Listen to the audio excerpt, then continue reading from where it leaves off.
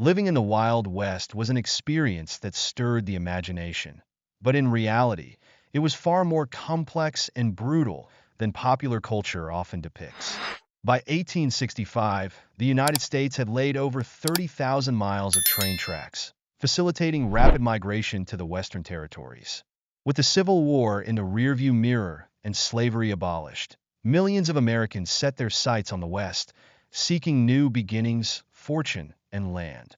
The concept of manifest destiny pushed even more people into the unknown, believing it was their divine right to expand across the continent. A well-known 19th century historian once described this new frontier as the clash between savagery and civilization, and he wasn't wrong. Native American tribes faced unimaginable hardships as settlers encroached on their lands, slaughtering buffalo to near extinction in an effort to starve them out. Towns emerged along cattle routes, many of which became lawless and violent as cowboys roamed free, often causing havoc. To survive, these new settlements had to establish their own rules and justice systems in a land where none existed before. This era, which spanned roughly from the end of the Civil War to the turn of the century, was unlike any other in American history. Today, we will uncover some incredible and lesser-known facts about life in the Wild West. One of the most astonishing stories from this period is that of the failed bandit Elmer McCurdy, whose death was far more eventful than his life. In 1911, McCurdy attempted to rob a passenger train, believing it was carrying thousands of dollars in cash. To his dismay, the heist only yielded $46. Shortly after, McCurdy was shot dead by lawmen, and his body was unclaimed. However, the story didn't end there. His corpse was embalmed with arsenic, preserving it, and eventually sold to a carnival as a sideshow attraction. For nearly 6 decades, his body traveled across the country, passed between wax museums and haunted houses, used as a prop until 1976 when it was discovered at a funhouse in Long Beach, California. During filming for a TV show, a crew member accidentally broke off one of McCurdy's fingers, revealing human tissue beneath the waxy exterior. Testing confirmed the prop was, in fact, the long-deceased outlaw. 66 years after his death, McCurdy was finally laid to rest at Boot Hill Cemetery in Dodge City, Kansas. Another bizarre chapter in the Wild West history involves the U.S. Camel Corps, an experiment launched in 1856 to explore using camels for transportation in the arid Southwest. The Army imported 66 camels from the Middle East, reasoning that the region's desert climate was similar to that of Egypt. While the camels proved capable of carrying heavy loads, they were also unruly, often spitting, regurgitating, and refusing to follow orders. When the Civil War broke out, the project was abandoned, and many camels were sold off to circuses or escaped into the wild. Incredibly, the last reported sighting of a feral camel occurred in Texas in 1941. Though no camels from the U.S. Camel Corps remain today, the experiment remains one of the strangest chapters in American military history. The image of Billy the Kid is another hallmark of Wild West mythology, but as it turns out, one of the most famous portraits of him has been misleading people for years. A tintype photograph showed Billy with his gun belt slung on his left side, leading many to believe he was left-handed. However, tintype images produced reversed images, and experts later discovered that the photo was simply flipped. Further evidence from Billy's Winchester rifle, which featured a loading gate on the right side, confirmed that the outlaw was actually right-handed. Despite being one of the most notorious figures of the Old West, this revelation adds an intriguing twist to the legacy of Billy the Kid. The California Gold Rush of 1849 is often considered America's first great gold rush, but that distinction belongs to North Carolina. In 1799, a 12-year-old boy named Conrad Reed found a 17-pound gold nugget in Cabarrus County, North Carolina. This discovery sparked the first true gold rush in the United States, drawing thousands of prospectors to the region. For nearly 3 decades, North Carolina reigned supreme as the nation's leading gold producer, until Georgia's gold fields attracted a similar rush. However, it wasn't until the discovery at Sutter's Mill in 1848 that California's gold rush truly began, triggering the largest mass migration in U.S. history. As thousands of hopeful miners flocked to the West Coast, they left behind a legacy of dreams, disappointment, and devastation, especially for Native American tribes who suffered greatly as a result. One of the most famous shootouts in American history, the gunfight at the OK Corral, has been dramatized in countless movies and books, but the real story is quite different from what most people think. The legendary gunfight between the Earp brothers, Wyatt, Virgil, and Morgan, along with Doc Holliday, against the Clanton and McClory brothers, didn't even take place at the OK Corral. Instead, the gunfight occurred on a dusty lot near Fremont Street in Tombstone, Arizona. Despite the battle involving 8 men, the shootout lasted only 30 seconds, leaving 3 men dead and several others injured. The brevity of the encounter didn't diminish its impact, however, as it became a symbol of the chaotic, lawless environment of the frontier.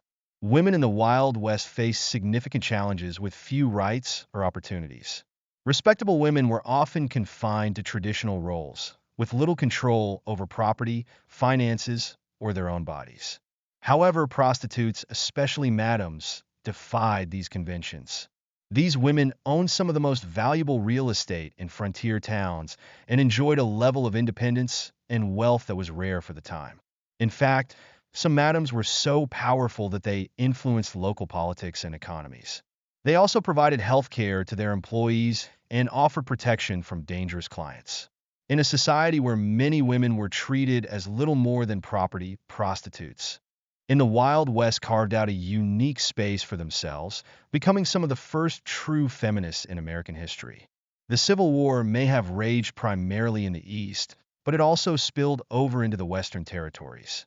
In 1862, Confederate forces, under the command of General Henry Hopkins Sibley, launched an ambitious campaign to seize the gold fields of Colorado by invading New Mexico. Confederate hopes were dashed, however, at the Battle of Glorieta Pass, often referred to as the Gettysburg of the West. Union forces, aided by local ranchers who acted as guides, managed to outflank the Confederates and destroy their supply lines, forcing Sibley's army into a grueling retreat back to Texas.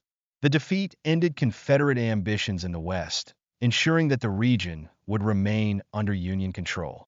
While bank robberies have become synonymous with the Wild West, the reality is that banks were surprisingly secure during this period. In fact, robberies were relatively rare, as many towns employed security measures like reinforced vaults, armed guards, and even local militias to protect their assets.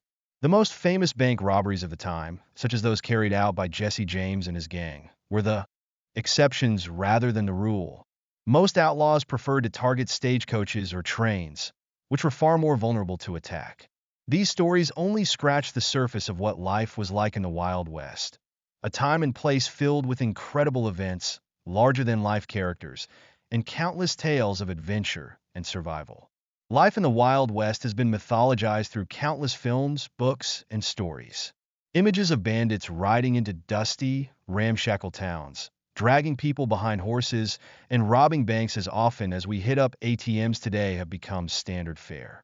The saloons, where gunfights erupted nightly, have become iconic symbols of this period. The lawlessness, danger, and rough-and-tumble existence of the frontier seem to be woven into the fabric of the West.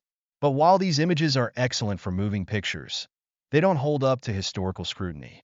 In reality, life in the Wild West was far less chaotic than Hollywood would have us believe.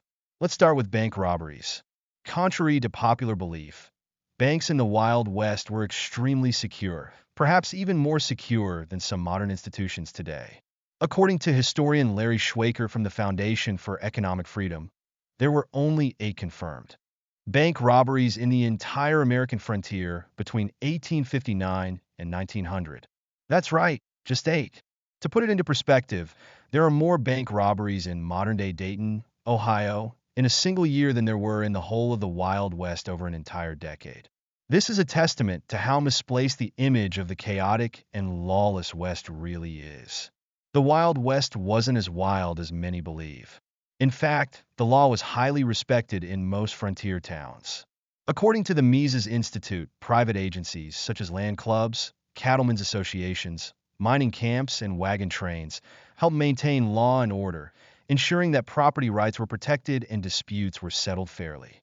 Civilized behavior was more prevalent than violence, despite what popular culture portrays. As W. Eugene Holland, a historian, points out, the West was actually a far more peaceful, civilized, and safer place than modern American society. While the occasional gunfight did occur, the real violence of the era stemmed from the federal government's aggressive policies toward Native American tribes. These policies forced indigenous populations off their ancestral lands and led to the near extermination of the buffalo, their primary food source. This was the true source of much of the violence in the West. In comparison, you were likely safer keeping your valuables in a bank in Deadwood than in many modern-day cities like Chicago. Saloons, another staple of Western mythology, were not simply dens of vice and violence. The swinging saloon doors seen in countless Western movies weren't just a Hollywood invention, either. These batwing doors were real and used in many saloons to allow air to flow through, as there was no air conditioning in those hot, smoky establishments.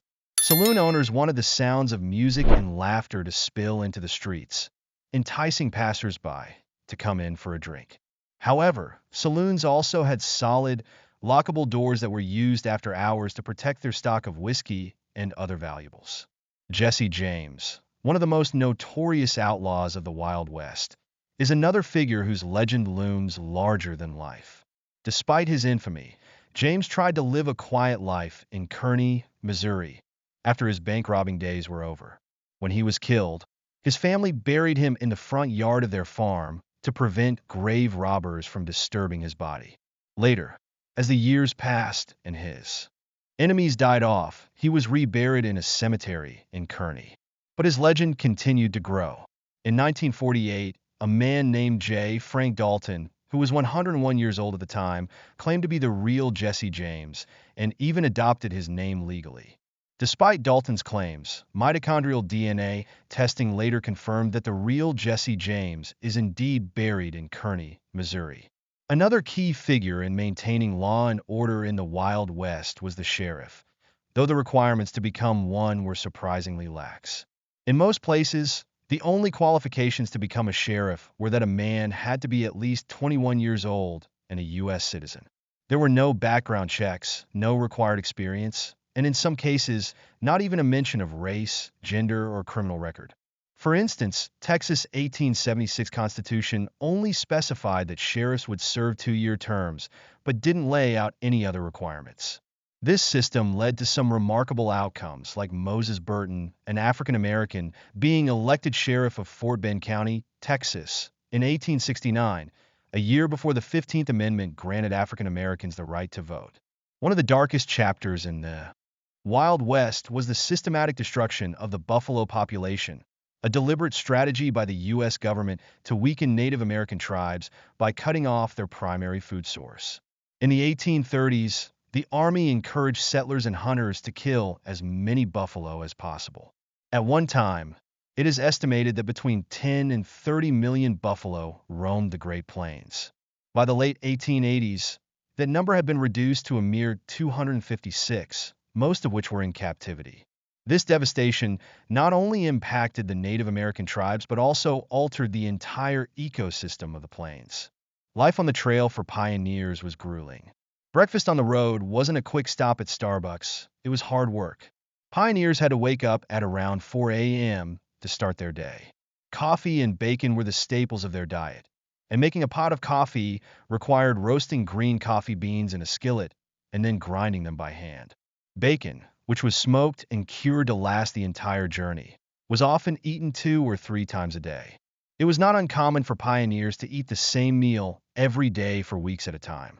While the West is often romanticized as a place where anyone could strike it rich, the truth was that most people who sought their fortune in the gold fields ended up disappointed. The California gold rush of 1849 sparked a massive migration of people, but it wasn't the miners who got rich, it was the merchants who supplied them. Price gouging was rampant, and with no government oversight, store owners were free to charge outrageous prices for food, tools, and other necessities. Items like eggs, which cost mere pennies back east, could sell for as much as $3 each in the gold camps. Those who didn't strike it rich in the mines often found themselves in debt to the very merchants who were profiting from their misfortune. The Wild West, despite its reputation for lawlessness, was actually a place where law and order often prevailed, and the people who lived there were more civilized than the myths suggest. While the legends of bandits, sheriffs, and outlaws continue to capture our imaginations, the reality of life on the frontier was far more nuanced.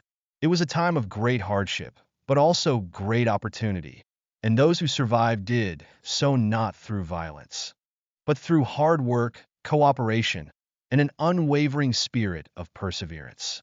The West may not have been as wild as we've been led to believe, but it was certainly a place where the American dream was tested, and for many realized. The gold rush was a time of unimaginable opportunity, but it came at a staggering cost, literally. The price of everyday goods in those bustling camps would make today's inflation seem like child's play. Picture this. In 1851, a dozen eggs would set you back $3. It might not sound like much, but in today's terms, adjusted for inflation, that same carton would cost a jaw-dropping $105. Yes, you read that right. $105 for eggs. And if you think that's shocking, brace yourself. Merchants were charging $20 for a single pound of butter. Today, that would be over $700 for 1 pound. The merchants weren't just making money. They were squeezing every last drop of gold from the pockets of desperate prospectors. While these hopeful miners sifted through dirt for their fortunes, the real winners were the ones selling the necessities, food, tools, and supplies. The allure of striking it rich came with a hefty price tag. But the gold rush was about more than just sky-high prices. When we imagine the Wild West, we picture towns where everyone carried a six-shooter on their hip, where danger lurked around every corner, and gunfights broke out at the slightest provocation. After all, isn't that what every Western movie has taught us? It's hard to shake the image of those dusty streets where every man was armed to the teeth, right? Wrong. This common vision of the Wild West, while great for dramatic effect, is more myth than reality. You may find it surprising, but the truth is that many frontier towns had stricter gun laws than some places in America today. Yes, you heard that correctly. The Wild West, which is often depicted as a lawless land, actually had some of the most restrictive gun control laws in the nation at the time. According to the work of historian Robert R. Dykstra, the so-called savage Old West, riddled with violence and murder, is largely a fabricated construct. The idea of the quick-draw duel that we see reenacted in tourist towns is as phony as the saloon shootouts we see on the silver screen. In reality, many ranchers, property owners, and town officials were keenly aware that too many guns in the wrong hands would only lead to more chaos, so they pushed for tighter restrictions on firearms. One of the most famous examples of this is Dodge City, Kansas. This iconic town, often romanticized as a haven for gunslingers, actually had a giant sign in the center of town that boldly declared, "The carrying of firearms is strictly prohibited." It wasn't just Dodge City that took this approach. Many other towns followed suit. Take Wichita, Kansas, for example. In 1873, visitors were greeted with a sign that instructed them to leave your revolvers at police headquarters and get a check. Tombstone, Deadwood, and countless other frontier towns enforced similar rules. According to Adam Winkler, a legal scholar, these towns had gun control laws that would make modern Second Amendment advocates in America cringe. These restrictions weren't arbitrary. They were vital for maintaining peace in growing towns where disputes could easily turn deadly. Even cowboys, those rugged, sharpshooting icons of the West, were often not allowed to carry guns as part of their everyday work. Contrary to what Hollywood would have you believe, carrying a revolver wasn't a necessity for most cowboys. As the Kansas newspaper, the Caldwell commercial, aptly put it, revolvers were considered relics of barbarism. It was common knowledge that a town with fewer guns in circulation was a safer one. And while today's culture may paint the Wild West as a place where every dispute was settled with a gun, in reality, the law often took precedence over violence. Gunfights, though they did happen, were far rarer than we've been led to believe. This shift in perception might make you reconsider which era was truly the Wild West. If we take a step back and look at the statistics from more recent times, we find that the gun violence we associate with the frontier has been eclipsed by modern America. The FBI reported that in 2014 alone, there were 8,124 gunshot deaths in the United States. To put that in perspective, the death toll from gun violence today far surpasses anything seen in the Wild West. In fact, it could be argued that today's America, with its rampant gun violence and mass shootings, more closely resembles the mythic Wild West than the historical one ever did. The truth is, the Wild West was not the gunslinging, shootout happy land we've been told about. In movies and books, it was a place where laws were respected, property was protected, and guns were carefully controlled. The idea of every man walking around with a six-shooter, ready to duel at a moment's notice, is just that, an idea, a fantasy. In reality, the frontier towns worked hard to ensure that violence was minimized and order was maintained.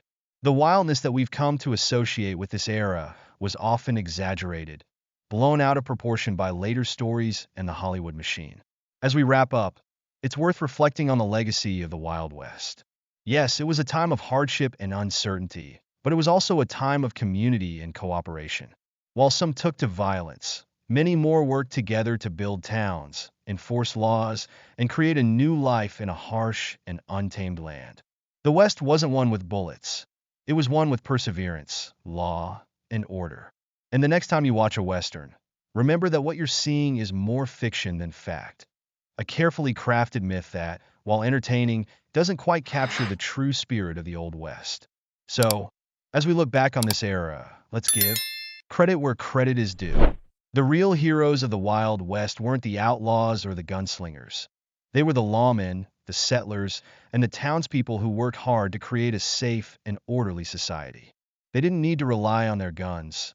They relied on each other. And that, in the end, is what truly defined the Wild West.